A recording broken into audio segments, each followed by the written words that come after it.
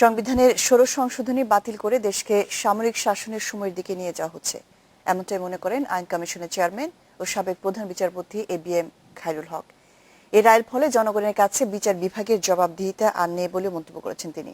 আইন কমিশন কার্যালয়ে বুধবার সংবাদ সম্মেলনে তিনি এই মন্তব্য করেন। ২০১৪ সালের ১৭ সেপ্টেম্বর ষোড়শ সংশোধনীর মাধ্যমে বিচারক অপসারণের ক্ষমতা ফেরে সংসদের হাতে। একই বছর সংশোধনীর বৈধতা চ্যালেঞ্জ করে রিট হলে ২০১৬ সালের ৫ মে ওই সংশোধনী অবৈধ ঘোষণা করে হাইকোর্ট। পরে আপিল বিভাগও হাইকোর্টের রায় বহাল রাখে। এর ফলে বিচারক অভিশংসনের ক্ষমতা ফেরে সুপ্রিম জুডিশিয়াল কাউন্সিলের হাতে।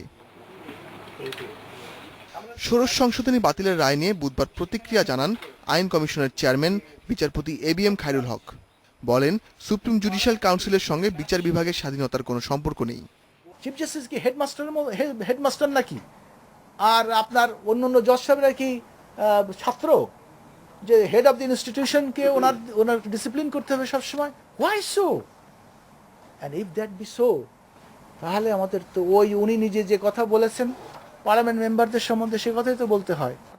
রায়ের পর্যবেক্ষণে মূল বিষয়ের সঙ্গে সম্পর্কহীন অনেক বিষয় আনা হয়েছে বলেও মন্তব্য করেছেন বিচারপতি এবিএম খায়রুল হক। কাছাকাছি অনারেবল চিফ জাস্টিস যদি বলেন যে